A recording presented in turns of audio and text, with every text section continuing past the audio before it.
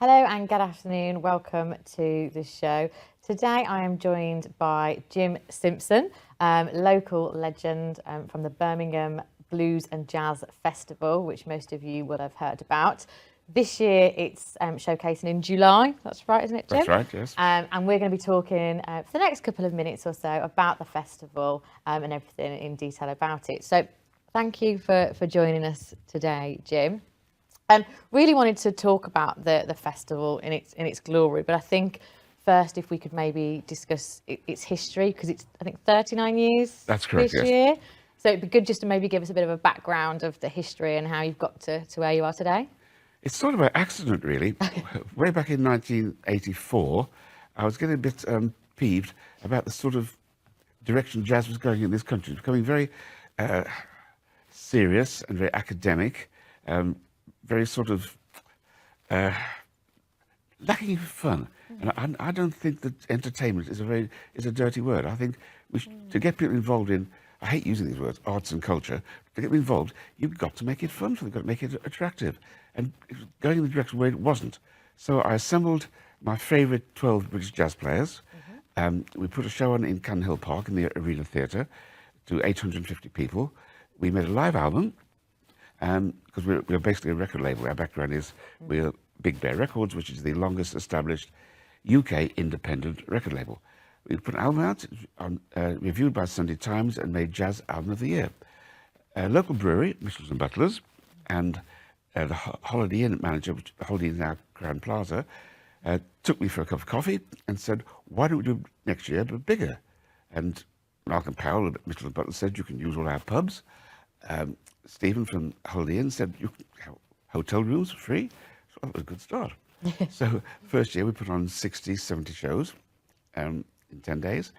And then we settled down to a routine by bringing in a mix of top players, always entertaining.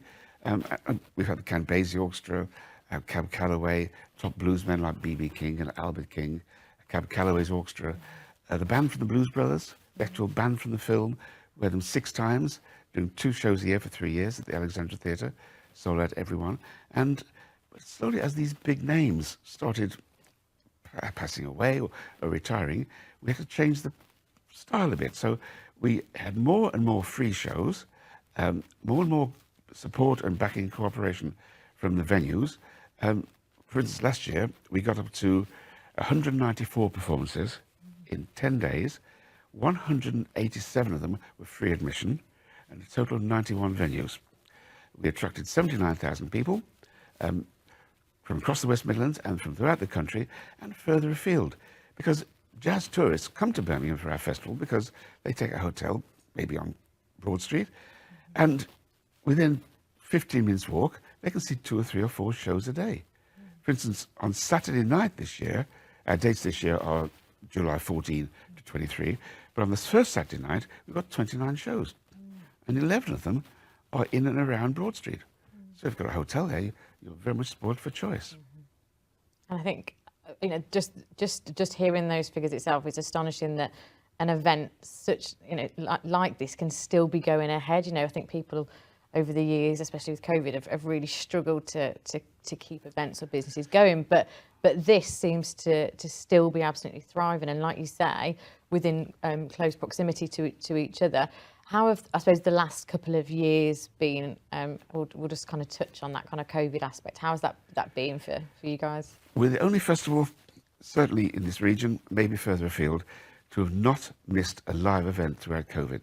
In both COVID years, 2020, 21, 21, we put on live performances. The first year we had to postpone to October to duck and dive a little between the dates we were allowed to put them on and not. But we still put events on. And as I said, last year, with 194 performances, we got close to our pre-COVID level. We always aimed to do 200 shows and more. But it was good. We had some good events. We've had problems. Brexit's a real problem for us because we have to go further afield for our bands. As Councillor Ian Ward, city leader, said, a lot of festivals around here claim to be international. The Jazz Festival is truly international because we bring in young foreign bands who many of them never played in Britain before, and present them in Birmingham, free. 4 years ago, we brought in one particular band from Spain called Potato Head Jazz Band from Granada, 6-piece band, 4 people from Andalusia, 1 from Milan, Italy, and 1 from Argentina. They are terrific. They play really straight ahead, swinging, entertaining jazz, which anyone would like. And there aren't that many bands in this country that do that. This year, it's grown madly. We've got an 11-day tour throughout the rest of the UK, plus 7 shows in Birmingham, Potato Head Jazz Band. So you're going to be very hard put to avoid seeing them this year.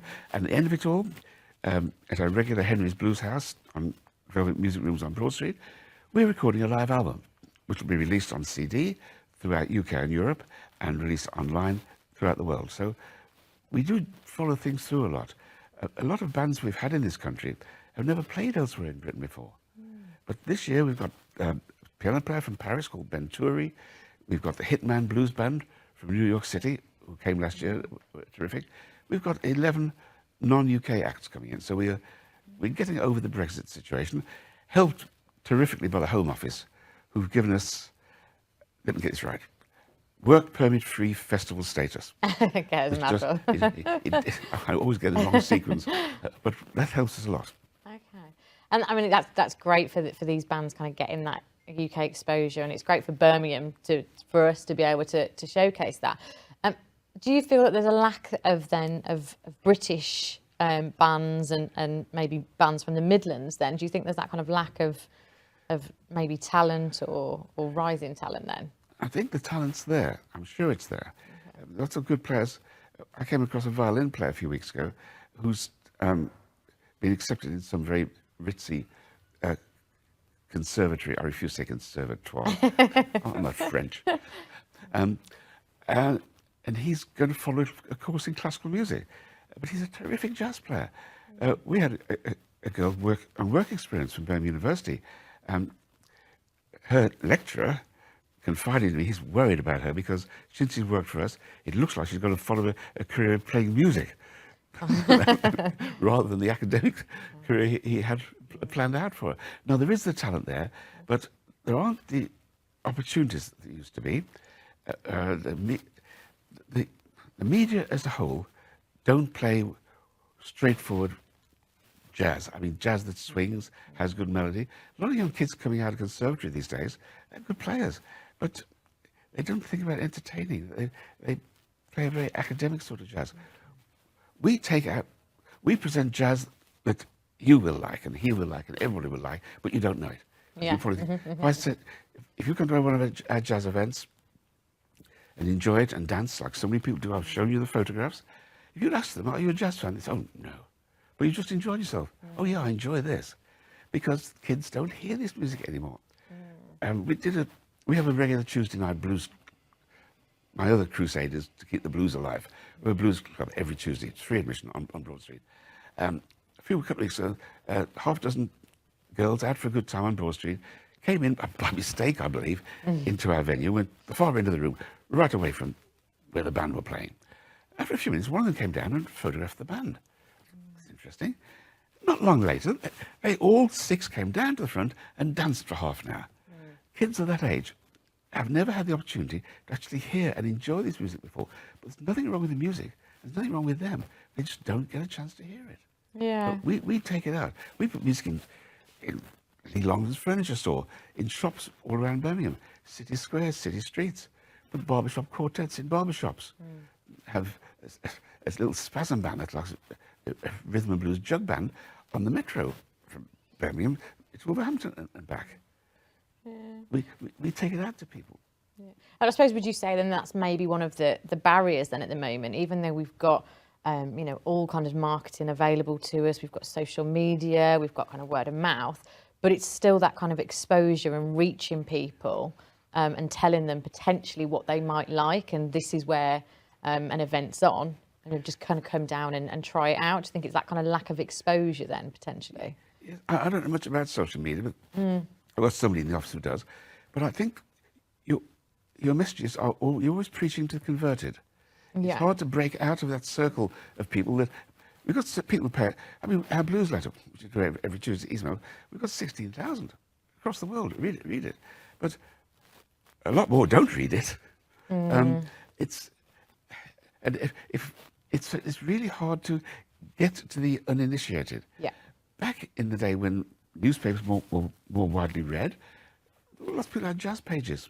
In fact, there were 5 or 6 really important, nationally distributed, weekly music papers like Melody Maker and New Musical Express and Record Mirror and Sounds.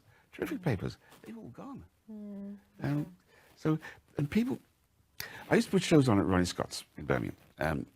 And we put lots, during the day, put shows on for kids. Infants come in, 6, 7, 8, 9-year-olds, and they sit in trance, sitting in this red light in the middle of the day. It's got a very exciting aura to it. And they concentrate on the bands on stage. When we bring in the older kids, 15, 16, they don't look at the stage. They sit sideways if they're embarrassed to it and look at each other to make sure if my pals like it, it's okay for me to like it. I took an apprentice on a few months ago. She got the job because at the interview she said she was crazy about blues. I thought, okay. She's checked our website. She's just saying that. I said, so what blues do you like? She said, well, mainly post-war Chicago, Sonny Will Williamson. She knew what she was talking about. I said, how on earth do you know that? My dad, she said. Okay. I said, what about your friends? Your friends all... No, my friends aren't interested. It's, I think social media creates sort of peer groups, and you become a tribe. You all know each other, you all like what each other likes, and they're probably a bit scared to step outside. Yeah. But I suppose what the event does then itself is actually, because of the establishments and the venues that you use, what it does allow are different communities to come together, different, social groups, especially since COVID and lockdown. You tend to find that the general public are more accepting now of big events, especially in public spaces. And because the event itself, the festival itself is majority is free, you tend to find that actually the sense of community and maybe this sense of education to jazz and blues is something that isn't available to other people. You're totally right. I avoid the use of the word education, but no, it's the basis of what we do. We spread the word. Our crusade is to keep jazz hot. Okay. Not cool and smart and boring, but fun, enjoyable. Make people want to dance. Not that I ever danced a step in my life, but other people really... We're amazed how many people come to our events and start dancing impromptuly, if that's a word. Yeah. And how do you feel, I suppose, that the event and the festival itself has an impact on the kind of, has a social impact on local communities and things like that? Because I know earlier we mentioned hotels, so obviously the business impact, is great for Birmingham because local bars will benefit, hotels will benefit, transport benefits. So from an economy point of view, it's great. How do you see the social impact of the festival? I think it's important. I think people, jazz and blues attract people of all ages, and it's not bad for older folk going to room with younger folk that are enjoying themselves, and vice versa. It's nothing wrong with the interaction between the age groups. It's very interesting, the sort of audiences we get. When you put shows on in public, for instance, Brindley Place, especially towards weekends, we always have a show at 5 o'clock in Brindley Place on a Friday evening and Saturday evening. Kids are out there earlier to have the weekend party. They stop and they dance. There's nothing wrong, as I said before, nothing wrong with the music. It's just that the kids have not heard it before. Yeah, okay. And what do you see the kind of main challenges are then maybe for the next festival, or maybe the upcoming years of the festival? We don't quite conform to what the arts and culture industry seem to demand. They want something new, they want something fresh, something that's not been done before. You can have music, they told me on one application, but it must be something that's never been done before. Well, that avoids generations of great music. Funnily enough, it doesn't apply to classical music. They still have stuff from several hundred years ago. But in jazz, they always want something new. And I think that's bad. I think you've got to play quality. We want to produce and present music that's good. And we want people to fall in love with the style and go out and buy a CD or buy a book and read about it. It's quite interesting. With our blues letter, which goes every week. A few weeks ago, I wrote a piece about a woman called Diamond Tooth Mary. Blues singer, she was the daughter of freed slaves, born in 1885, I think. When she was 60-something, America, of course, when she was 60-something, she made her first recording. She ended up making 42 sides in the remaining years. When she was young and glamorous, she had her teeth drilled out, and she was making money, had diamonds inserted, so when she smiled, the spotlight hit her. And when she got less successful, she had the diamonds taken out and sold them. But each night she'd push this silver paper between the teeth to make it have the same effect. And I had a phone call the next day from someone in West Virginia, I can't remember Huntington, West Virginia, saying, I run the Huntington Blues Society. I thought you might like to know that every third week of August, we have the Diamond Tooth Mary Blues Festival. I said, why? That's great. Why? He said, well, her ashes are scattered here. This blues thing, it's worldwide. It doesn't go that deep, but it's always an undercurrent. Whenever popular music is going on, blues always stays there. I do a regular hours interview on something called Badass Blues Radio from Phoenix, Arizona. Oh, okay. Because they see what we do in Birmingham as being important to the blues. Okay. So actually, yeah, I suppose being known, Birmingham in itself, you know, with this recognition for blues and jazz, is actually known around the world, which I don't think a lot of people, maybe some of our listeners would actually realise. So it's great that you're putting Birmingham on the map and representing. Well, for example, one of our sponsors each year, not this year because of the Brexit problem, but sponsors for 11 years up till COVID, was the Republic of Lithuania. They pay for a Lithuanian band each year to come and play on our streets because they think it's important. Wow, definitely. This year, Acción Cultural Española, who support Spanish culture, they're paying for the flights, quite expensive flights, for this six-piece band from Granada to come and play in Birmingham. People do recognise it. Living Blues magazine, which is produced by the University of Mississippi, it's the most important blues magazine in the world. They wrote that the best and most interesting, the most interesting collection of American blues recordings of the 1970s was made by a small company in Birmingham. Us. Wow. So people do notice. Like you say, they don't notice in Birmingham around here. And it's going back to that exposure piece, actually, isn't it? And it's almost going back to the point where you don't know what you don't know. You know, and there's certain people that will be in and around Birmingham that don't know about jazz music or blues music, and they don't know about this festival. And I wonder how actually we can try and help reach those target audiences of people that just aren't aware. Because, like you say, if around the world we're known for it, then we really should be known for it. Yeah, I think our main. You say, what's wrong with the festival? Well, I've got a million things I want to put right. What we really lack is we can't afford to employ a PR officer, press officer. We all do bits and pieces to contribute. If someone got up in the morning, came to work at Big Bear, and did nothing but generate media, that would make a huge difference. But it's out of our budget. Our total funding this year is £33,900. Put that against salaries for 4 people. Doesn't go very far. But we are supported by lots of other companies, and people say, Fair Deal Music, give us a PA, 5 PAs, 5 backlines, and 5 keyboards. Somebody else gives us radio telephones to communicate with each other.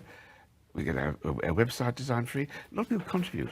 Yeah, you've got a lot of you know, established and healthy partnerships, haven't you, with the people that you work with? And I guess that's the fact that, you know, it is such a prestige event and it's got that gravitas. You know, being that it's the 39th year, you know, that's probably why you've got such healthy, strong relationships. So I suppose, what's the future? You know, get this July festival, you know, kind of out the way. What's then the future for the festivals?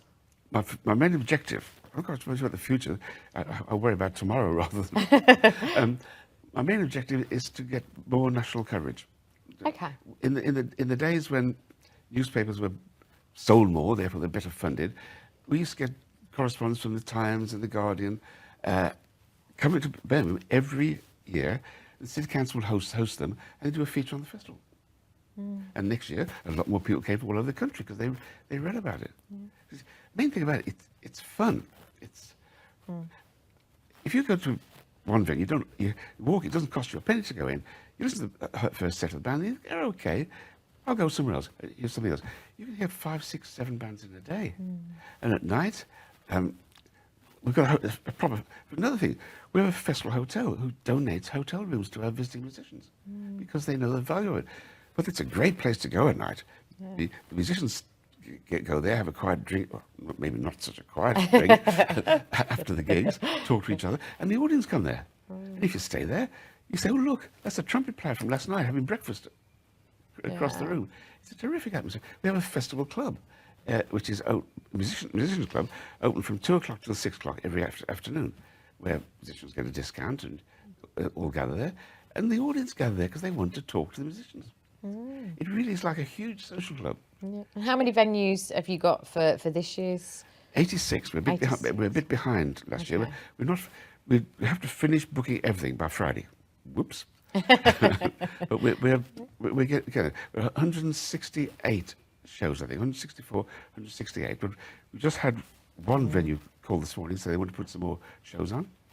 One of our venues is running a jazz festival. We're booking all the artists for the jazz festival, because concurrently they're running a beer festival. They've got their beer suppliers to give them real ales, so they've got a jazz and blues festival for a week.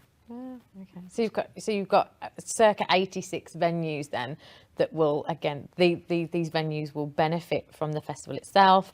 They will ideally grow. You never know, maybe take on more staff or something on the back of this festival. Absolutely. Councillor Ian Ward, one of our festival programmes some years ago, quoted the figure, customer effect, I think he called it, which was low millions. So over the we've done some figures, I can't remember what they are, going right back to 1985 about how many the attendance we've had over the years and the amount of money generated for the area on customer spend, using figures supplied by what was the Birmingham Convention and Visitor Bureau, which is now Birmingham Growth Company. Oh wow. But there are figures there, but we don't get a chance to publicise it. We're too busy trying to put events on. I mean, so many people these days, when they announce it, say, "We're very excited to tell you this news." Everyone says excited these days. And other people say they're super excited. We're not. We're grimly determined. Okay. Well, we're super excited to wait for it to come up. But thank you for joining us today. It's been an absolute pleasure to talk to you, and I think speaking on behalf of everybody, it's amazing what it does for Birmingham itself. And that exposure to jazz and blues, which is something you don't hear that often if you don't listen to it. So I think that exposure to the music is fascinating. So so thank you for joining us for this piece. We've been honoured. Thank you.